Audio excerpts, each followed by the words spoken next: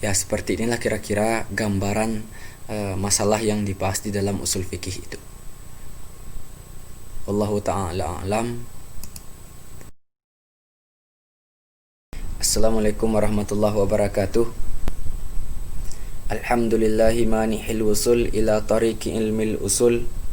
Wassalatu wassalamu ala sayyidina Muhammadin khairil anam, al-mufaddalina bil ijma'i ala sairil bashari minal khasi wal am, wa ala alihil mutahharina bistishabil asli, wa ashabihil mufaddalina bil qiyasi wan naqli, wa ala tabi'ihim siyama a'immatal mujtahidin gayatal ijtihad, wa muqallidihim fid dini al-faizina minal ibad. Kita awali pembelajaran kita pada pertemuan ini dengan membacakan Al-Fatihah. Untuk orang-orang yang telah kita niatkan pada pertemuan pertama, al-hadhihi niyah Al-Fatihah.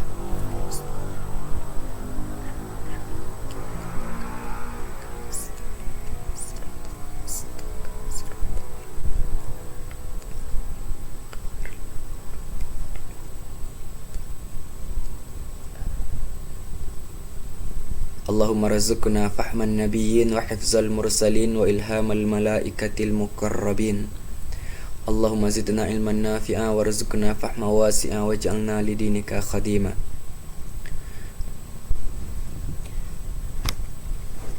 Pada pertemuan pertama kita sudah membahas tentang mukaddimah usul fikih. Mukaddimah pelajaran yang bernama usul fikih itu kita bahas pada pertemuan pertama. Jadi pembahasan kita pada pertemuan kemarin itu semuanya adalah tentang mukaddimah ilmu, mukaddimah ilmu yang atau mukaddimah pelajaran yang bernama usul fikih. Beda dengan mukaddimah kitab ya. Kalau yang awal-awal itu mukaddimah kitab, tapi yang kemarin kita pelajari itu namanya mukaddimah ilmu, mukaddimah pelajaran atau mukaddimah ilmu yang bernama usul fikih. Sekarang kita masuk kepada masail lagi. Kalau di dalam mabadi yang 10 ini namanya masail. Hal-hal yang dibahas ya, persoalan-persoalan yang dikaji di dalam usul fikih. Qala al-musannifu rahimahullahu ta'ala nafa'ana Allahu bihi wa bi barakatihi fid daraini amin. Abwabuha ishruna baban tus'radu wa fil kitabi kulluha saturadu. Abwabuha, bab-babnya usul fikih adalah 20 nisbah bab. Tus'radu, diuraikan, yang akan diuraikan. Dia bab-bab. Wa fil kitabi, dan di dalam kitab ini kulluha, seluruhnya bab-bab saturadu, kelak akan didatangkan. Watilka aqsamul kalami thumma amrun wa nahyun thumma lafzun amma. Watilka, dan demikian bab-bab yang 20 adalah aqsamul kalam, thumma, kemudian amrun wa nahyun, amar dan nahi, thumma lafzun amma, kemudian lafaz yang umum dia, au khassa, atau yang khusus dia lafaz, au khassa au mubayyanun au mujmalu au zahirun ma'nahu au muawwalu, atau lafaz yang khusus dia lafaz, atau mubayyan, lafaz yang mubayyan, atau lafaz yang mujmal, atau lafaz yang zahir maknanya lafaz, atau lafaz yang muawwal. Wa mutlaqul af'ali thumma ma nasakh, dan mutlak af'al, maksudnya af'al nabi, thumma ma nasakh, kemudian sesuatu yang menasihkan, hukman siwahu thumma ma bihin tasakh, hukman siwahu, akan hukum selainnya, thumma ma bihin tasakh, kemudian sesuatu yang dengannya sesuatu itu ternasikh atau terhapus, maksudnya mansuh. Kadzalikal ijma'u wal akhbaru ma, seperti demikian juga, seperti demikian dia termasuk bab-bab usul fikih, ijma' dan khabar. Ma, kadzalikal ijma'u wal akhbaru ma, ya, dan khabar beserta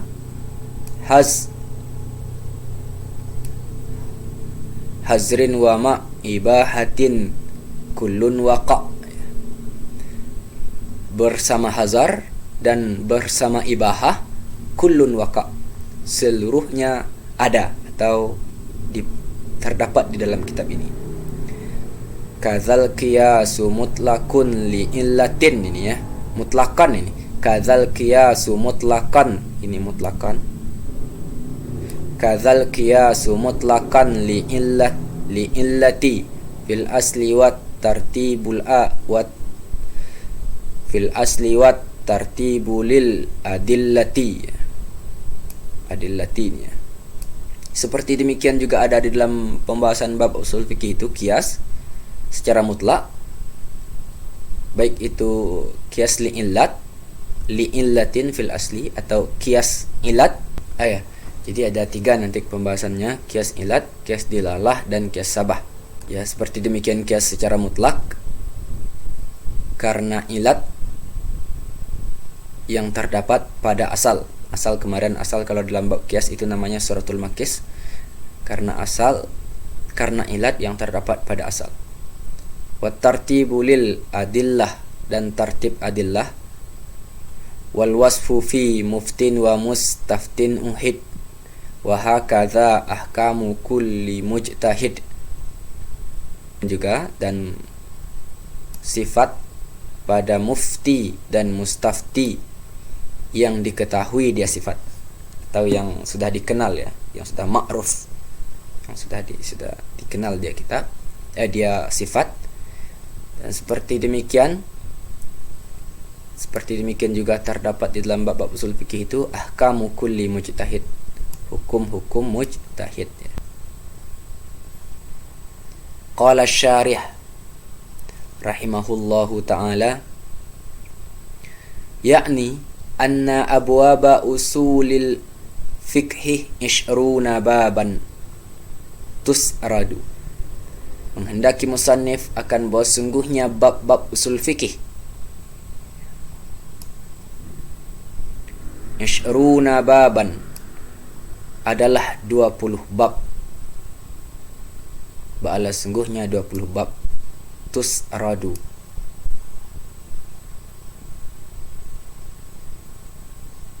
yang diuraikan.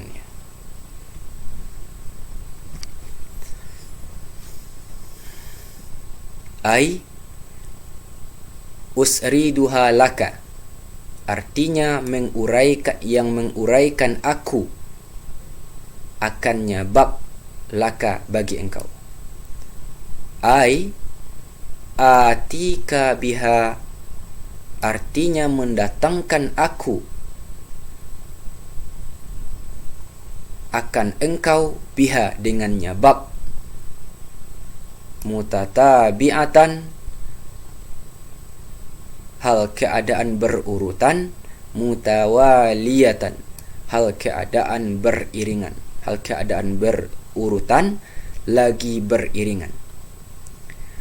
Wa qauluhu wa fil kitabi kulluha saturadu, dan sebermula perkataannya musannif wa fil kitabi kulluha saturadu, ini perkataannya ini tadi, ai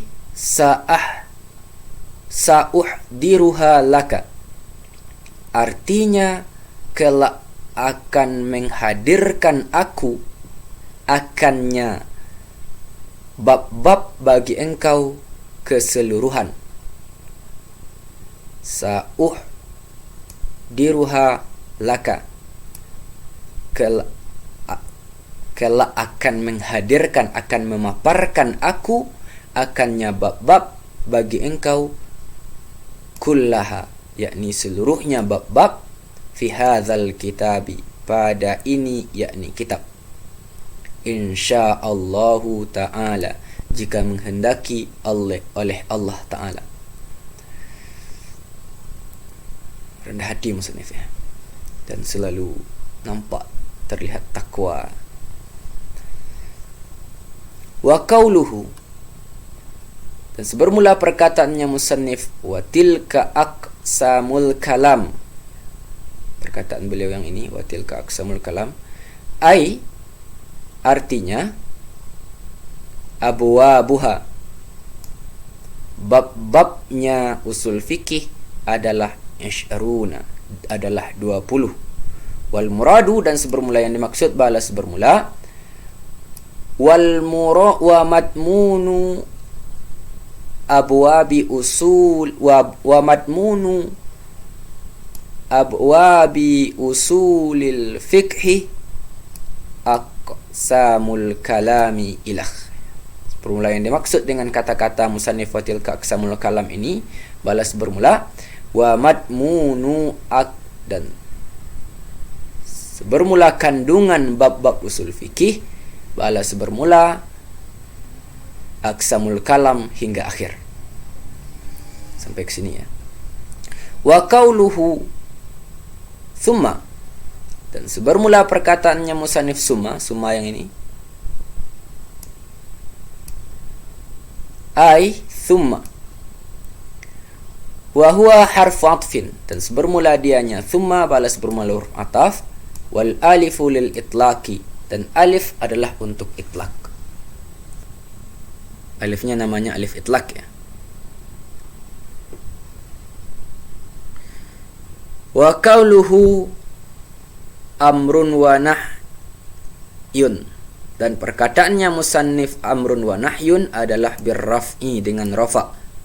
Wa huwa wa ma ba'dahu maktufun ala aqsamin, dan sebermula dianya amrun dan nahyun, wa ma ba'dahu, dan sesuatu yang sesudahnya amrun dan nahyun adalah balas bermula maktuf di atas katanya aqsamul kalam, diatafkan di atas perkataan musannif aqsamul kalam. Ai wal amru wan nahyu, artinya perkataan musannif itu adalah wal amru dan amar dan nahi. Pembahasan lainnya adalah amar dan nahi. Wa qauluhu thumma lafzun amma, dan perkataannya musannif thumma lafzun amma bi alifil itlaqi adalah dengan alif itlaq. Ai artinya thummal amu, artinya kemudian am. Maksud summa lafzun amma ini maksudnya adalah kemudian pembahasan berikutnya adalah am. Wa qauluhu aw khassa bil bina'i lil fa'ili, dan sebermula perkataannya musannif aw khassa, yakni dengan dibina bagi fa'il, artinya wal khasu, artinya wal khasu dan khas. Aw khassa ini lafaz yang khusus, maksudnya pembahasan berikutnya adalah khas. Wa yudhkaru fihi al mutlaqu wal muqayyadu, dan disebutkan padanya pembahasan khas, mutlak dan muqayyad. Wa qauluhu aw mubayyanun, dan perkataannya musannif aw mubayyanun ilah, mubayyan dan mujmal, mubayyanun aw mujmalun hingga akhir. Ai artinya sampai muawwal ini, wa aw zahirun maknahu aw muawwalun aw muawwalu ya, artinya dan mubayyan wal mubayyanu wal mujmalu wal zahiru wal muawwalu, artinya dan mubayyan dan mujmal dan zahir dan muawwal. Wa qauluhu wa mutlaqul af'ali, dan sebermula perkataannya musannif wa mutlaqul af'ali. Ini mutlaqul af'ali artinya af'alu sahibis syari'ati sallallahu ta'ala alaihi wasallam, artinya perbuatan pembawa syariat, berselawat Allah di atasnya, berselawat Allah Ta'ala di atasnya pembawa syariat, dan bersalam Allah. Dan walafzu mutlaqin huna hathwun, dan sebermula kata-kata mutlak, lafaz mutlak di sini, ini ada kata mutlak dalam syair ini, bala sebermula hathwun, hashwun ya, adalah sisipan. Itu sisipan saja. Sebenarnya maksud af'al. Wa qauluhu thumma ma nasakh, dan perkataannya musannif thumma ma nasakh hingga akhir, thumma ma nasakh hukman siwahu, artinya wa huwan nasikh, wa huwan nasikhu, artinya dan dianya pembahasan yang berikutnya adalah nasikh. Wa qauluhu thumma ma bihin tasakh, dan perkataannya musannif thumma ma bihin tasakh balah wa huwa, dan bermula dianya balas bermula al-mansukhu, sesuatu yang dinasihkan. Thumma ma bihin tasakh maksudnya sesuatu yang dinasihkan, jadi nasikh dan mansukh. Wa qauluhu kadzalika, dan bermula perkataannya musannif kadzalika hingga akhir, ay min abwabi usulil fiqh aidan. Ya, kadzalika ini, kata-kata kadzalika ini maksudnya artinya dari bab-bab usul fikih juga. Seperti demikian maksudnya, seperti demikian juga masuk bab-bab usul fikih al-ijma'u, ijma', wa kadzalikal akhbaru, dan seperti demikian masuk bab usul fikih juga akhbar. Akhbar itu dibaca bi fathil hamzati, dengan fathah hamzah, ma'a hazrin wa ma'a ibahatin, beserta hazar dan beserta ibahah. Ma'a hazrin wa ma'a ibahatin, beserta hazar dan beserta ibahah. Artinya ma'al hazri wal ibahati, artinya beserta hazar dan ibahah. Ai bayanu ma huwal aslu fihima ba'dal bi'tsati, artinya apa maksud penjelasan tentang hazar dan ibahah ini? Ya, maksudnya adalah bayanu ma huwal aslu. Ya, artinya penjelasan apakah yang dianya asal. Ma huwal aslu, manakah apakah yang dianya asal, fihima, pada keduanya, hazar dan ibahah, ba'dal bi'sati, setelah bi'sah. Jadi wa yuzadu istishabul hali, dan ditambah di situ pembahasan tentang istishab hal, memelihara atau melangsungkan hal, menjaga hal, menjaga kondisi asal, itu maksudnya. Wa qauluhu kullun waqa takmilatun, adalah penyempurna, dan perkataannya musannif kullun waqa ini adalah sebagai penyempurna saja, pelengkap, adalah pelengkap syair ya. Wa qauluhu wa kadzal qiyas ilah, wa kadzal qiyas hingga akhirnya sampai kata-kata fil asli ini, ai min abwabi usulil fiqh aidan, artinya dari bab-bab usul fikih juga, adalah al-qiyas, qiyas mutlakan, secara mutlakan kan? Ai sawa'un kanal qiyasu li illatin, artinya sama adalah qiyas bagaimana ada untuk ilat, qiyas ilat, fil asli, untuk ilat yang terdapat pada asal, au lidilalatin kadzalika, atau karena ada dilalah, atau qiyas itu untuk dilalah yang ada pada lafaz pada asal, au li shibhin kadzalika, atau qiyas karena bagi syabah, qiyas bagi syabah yang ada pada asal, namanya qiyas ilat, qiyas dilalah, qiyas syabah, nanti tiga. Wa qauluhu wat tartibu, Dan perkataannya musannif wa tartibu lil adillati, dan tertib dan susunan-susunan adillah artinya tartibul adillah. Maksud perkataan ini adalah tartibul adillati, susunan dalil-dalil. Ai bayanu ratsbati kullin minha, artinya menjelaskan tingkatan tiap-tiap darinya dalil-dalil bin nisbati li gairiha, dengan menghubungkan bagi selainnya dalil, bagi dalil yang lainnya. Ya, maksudnya tartibul adillah ini penjelasan tentang tingkatan satu dalil ketika dihubungkan dengan dalil yang lain. Wa ayyuhuma, dan mana keduanya, atau bermana kalau bahasa dulunya, bermana keduanya atau manakah di antara keduanya, al-muqaddamu yang didahulukan, ala gairihi di atas yang lain, indat ta'arrudi ketika ta'arud.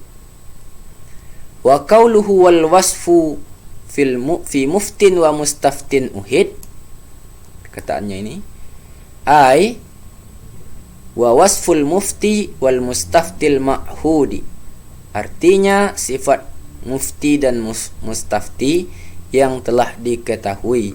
Ai bayanu syurutihima, artinya penjelasan syarat-syarat keduanya.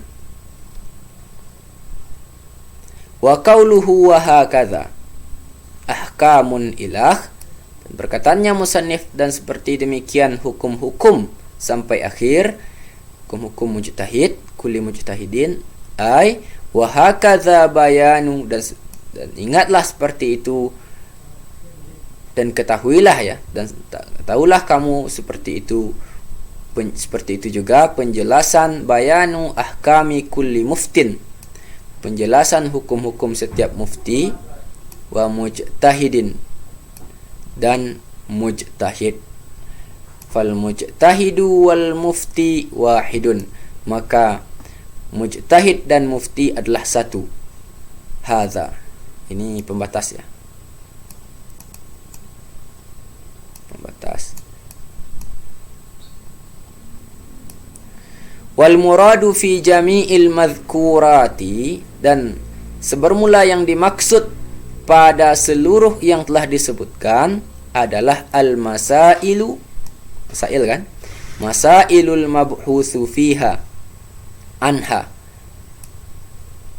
adalah masalah-masalah yang dibahas padanya bab usul fikih darinya masalah-masalah. Artinya yang dimaksud pada seluruh yang disebutkan adalah persoalan-persoalan yang dibahas pada bab-bab usul fikih darinya tentang persoalan itu. Wallahu a'lam bishawab. Tentang selesai kita tentang terjemah.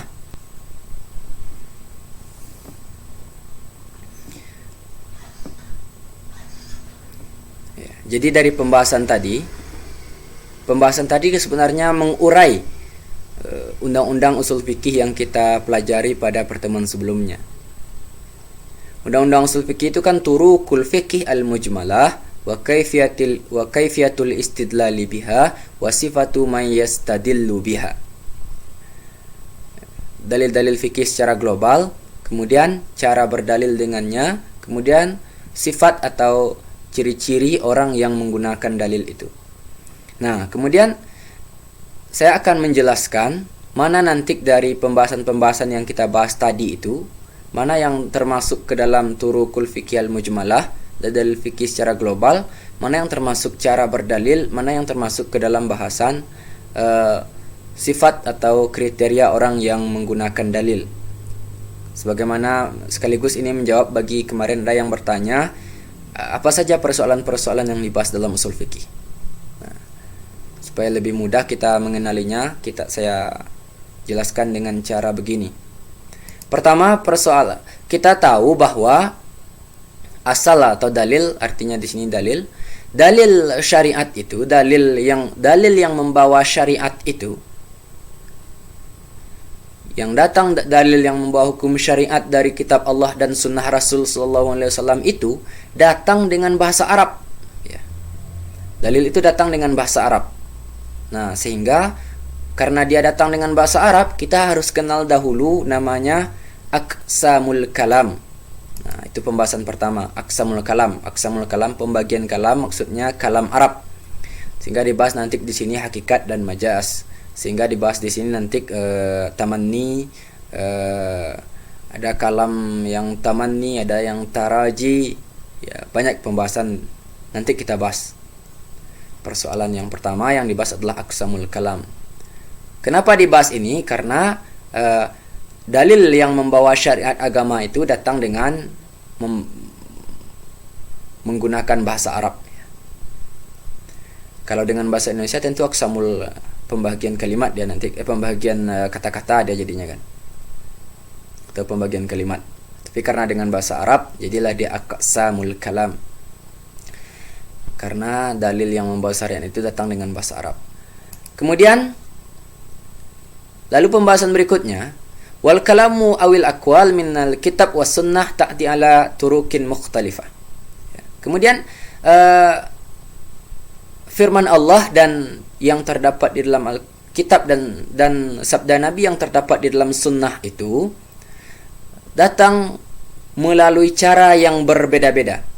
Nah, sehingga dibahaslah nanti namanya mabahithul aqwal. Mana saja yang termasuk ke dalam pembahasan aqwal. Aqwal ini firman atau sabda. Ya, dia datang dengan cara berbeda-beda. Ada yang datang dengan cara amar, perintah dalam bentuk amar, ada yang datang dalam bentuk nahi. Sehingga ada amar, ada nahi. Kemudian ada yang datang dalam bentuk umum. Kemudian ada lagi yang datang dalam bentuk khusus atau khas, ya. Nah, kemudian ada yang membatasi keumuman lafaz yang umum itu. Nah, maka namanya taksis, dibahas di situ. Kenapa dibahas taksis itu? Karena lafaz umum itu kadang-kadang ya, atau ditaksiskan dengan yang lain, ya. Karena lafaz umum itu kadang dibatasi keumumannya dengan lafaz yang lain. Nah, membatasi keumuman itu perlulah dikaji, namanya pembahasan tentang taksis. Kemudian dibahas juga di sini mutlak dan muqayyad. Kenapa pembahasan ini didatangkan pada pembahasan ini? Pembahasan mutlak muqayyad ini disebutkan di dalam pembahasan khas karena lafaz yang mutlak itu posisinya sama seperti lafaz am. Mirip, ya, mirip dengan lafaz am dari segi dia tersebar, ya. Lafaz mutlak itu masih tersebar di dalam jenisnya. Sekalipun dia tidak menghabis-habisi seluruh jenisnya. Contohnya gulamun, budak, ya, atau rajulun. Satu orang laki-laki itu kan boleh dikatakan kepada orang laki-laki buta, boleh kepada laki-laki yang bisa melihat, boleh dikatakan kepada laki-laki yang pintar, boleh kepada laki-laki yang bodoh. Nah, bisa dikatakan rajulun itu. Nah, jadi dia masih tersebar di dalam jenisnya. Sekalipun dia beda dengan lafaz ar-rajulu, seluruh laki-laki. Nah, kalau seluruh laki-laki dia menghabis-habisi jenisnya, menghabisi seluruh kandungan jenisnya. Tapi kalau lafaz mutlak dia tersebar di dalam jenisnya. Sehingga untuk menjelaskan mana yang dimaksud perlu ditabyin namanya. Nah, wal lafzul muqayyad dan lafaz muqayyad itu mirip dengan taksis. Dan lafaz muqayyad itu seolah-olah mentaksiskan kemutlakannya, ya, ketersebaran dia pada jenisnya. Bagaimana bentuknya? Bentuk mentaksiskannya itu mengidentifikasi bagian, maksudnya menjelaskan mana yang dituju di dalam jenisnya itu, sehingga dia tidak tersebar lagi. Contoh laki-laki tadi, laki-laki apa? Laki-laki apa maksudnya? Laki-laki pintar, laki-laki bodoh, laki-laki gagah, atau laki-laki apa? Nah, seperti itu kan.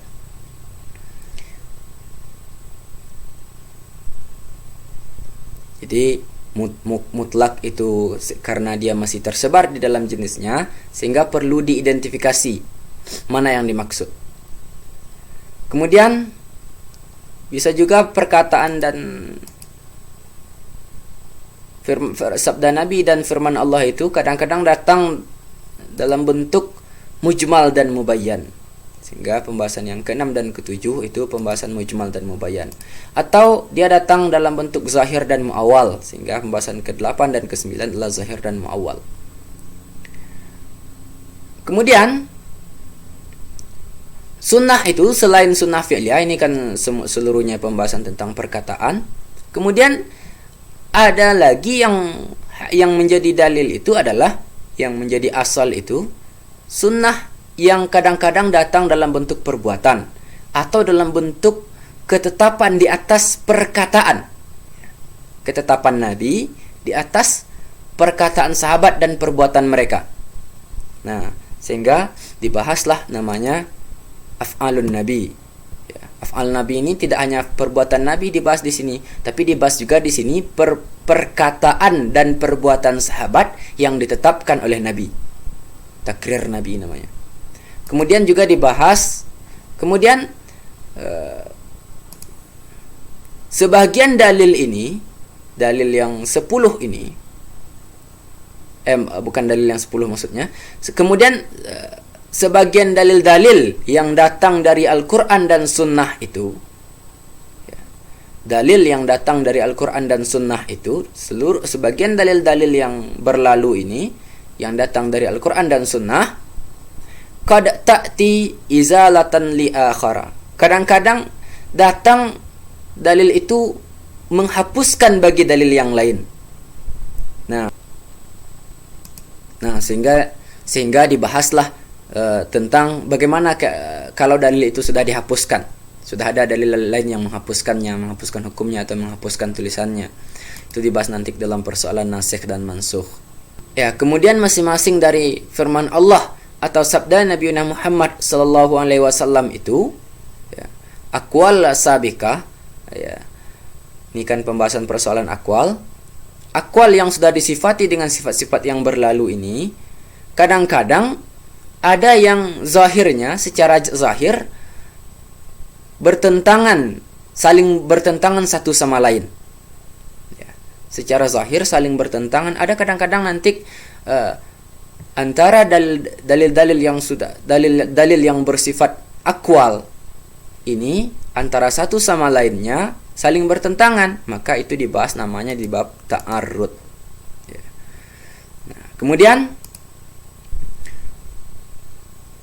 itu dalam cara menggunakan dalil. Nah, cara menggunakan dalil dalam persoalan akwal itu dibahas di dalam bab ta'arrud. Kemudian para mujtahid, ya, kadang-kadang setelah dia berijtihad, setelah dia mengistimbatkan hukum dari kitab dan sunnah pada satu masa, ternyata mereka sepakat tentang hukum persoalan itu. Wala makana, dan kadang-kadang para mujtahid itu, ketika para mujtahid pada satu masa sungguh sepakat di atas hukum peristiwa, sebuah peristiwa, hadisah ini peristiwa yang istimbatkan dari Al-Quran, yang ditetapkan dari kitab dan sunnah, maka dia menjadi asal yang lain, maka dia menjadi dalil yang lain. Ya, jadi kadang-kadang mujtahid itu nanti, para mujtahid pada satu masa mereka bersepakat tentang hukum suatu peristiwa yang diistimbatkan dari Al-Quran dan Sunnah. Setelah mereka menggalinya dari Al-Quran dan Sunnah, peristiwa itu, mereka sepakat tentang hukum peristiwa itu. Maka kesepakatan mujtahid tentang suatu peristiwa itu menjadi asal yang lain atau menjadi dalil yang lain. Namanya ijma'. Kemudian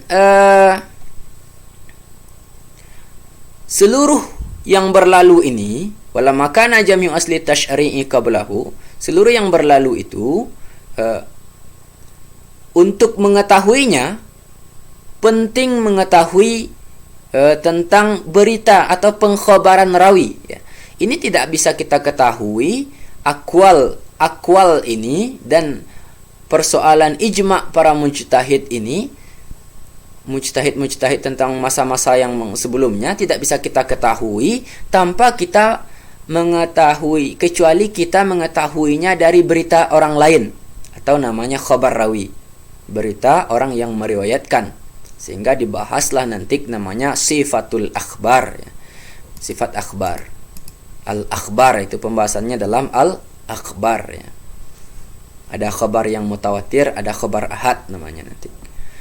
Kemudian walama kana al-hadithah kanatil hadithah la yu'rafu asluha min sarihil kitabi was sunnah. Kemudian dan tak kala ada sebahagian peristiwa yang tidak diketahui ada dalilnya secara sharih dari Al-Quran dan Sunnah, maka untuk hal itu perlu mujtahid berijtihad tentang hukumnya dengan dua cara, ya. Yang pertama ada kalanya dengan cara mengetahui ilat asal, dengan cara mengetahui ilat hukum asal, maksudnya kemudian mempraktekkannya pada sesuatu yang belum, pada peristiwa yang baru itu, ya. Dengan cara mencari hukum asal kemudian mempraktekkannya pada peristiwa yang baru itu. Nah, itu namanya nanti qiyas. Jadi dicari ilat yang kira-kira sesuai dengan peristiwa itu. Dicari ilat tentang satu perkara yang terdapat di dalam Al-Quran dan Sunnah yang kira-kira sesuai dengan peristiwa itu. Kemudian ilat tersebut dipraktekkan kepada peristiwa yang baru tersebut. Kemudian kalau tidak juga diperoleh, ya, ada nanti tidak diperoleh ilatnya, lalu bagaimana lagi? Nah, lalu para mujtahid nanti mengistishabul asli, mengistishabkan, menjaga hukum asal dengan cara terlebih dahulu sebelum menjaga hukum asal itu para mujtahid akan menentukan asal sesuatu setelah bi'sah. Dan jika tidak ada ilat dalam peristiwa yang terdapat dalam Al-Quran dan Sunnah yang sesuai dengan peristiwa yang baru itu, maka para mujtahid akan memelihara hukum asal. Tapi terlebih dahulu akan menentukan asal sesuatu setelah biasa apa. Nah, maka dibahaslah di sini nanti al-hazr wal ibahah. Nanti di sini ada yang mengatakan asal setiap sesuatu setelah biasa itu adalah haram, ada yang mengatakan ibahah. Ya, tapi yang jelas pembahasan itu maksudnya adalah pembahasan tentang menentukan asal sesuatu. Nah, maka nanti pembahasan ini akan berakhir pada istishabul asli, memelihara hukum asal. Dia menjadi dalil yang lain. Jadi ada dalil itu Quran dan Sunnah, kemudian ada ijma', kemudian ada qiyas, kemudian ada istishabul asli. Itu masadirul ahkam inda Syafi'iyah, ya. Sumber hukum menurut ulama Syafi'i. Nah, kemudian seluruh dalil-dalil yang berlalu ini semuanya kadang-kadang berlawanan, sebagiannya saling berlawanan dengan sebagian secara zahir. Lalu maka dikajilah di sini tentang tartibul adillah, susunan dalil-dalil. Bagaimana cara menyusunnya ketika dia berlawanan? Kalau ini nanti tadi akwal, ya, akwal yang saling berlawanan satu sama lain. Kalau ini seluruh dalil-dalil ini ada kalanya berlawanan satu sama lain. Lalu bagaimana menentukan mana yang dulu dan mana yang diletakkan di awal, mana yang harus diutamakan, ya, mana yang harus diutamakan dan mana yang harus dikemudiankan. Itu dibahas dalam tartibul adillah. Kemudian seluruh dalil-dalil yang berlalu itu, seluruh dalil-dalil mujmalah yang berlalu itu tidak mudah mempraktekkannya oleh seluruh manusia. Secara adatnya begitu, gitu kan.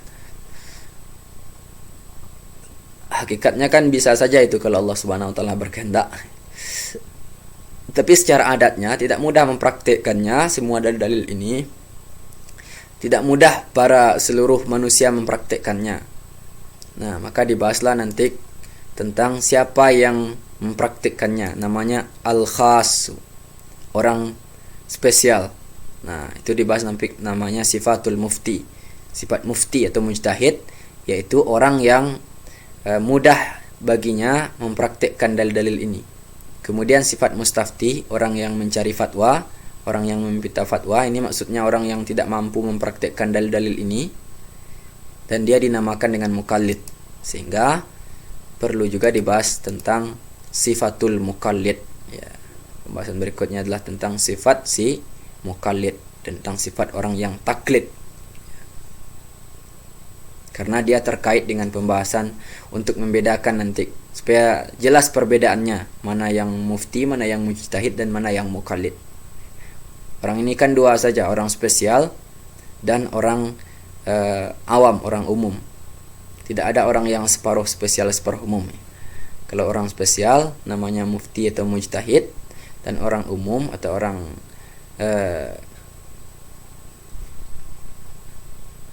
orang yang mencari fatwa namanya mukallid atau mustafti. Ya, seperti inilah kira-kira gambaran masalah yang dibahas di dalam usul fikih itu. Wallahu ta'ala a'lam. Assalamualaikum warahmatullahi wabarakatuh.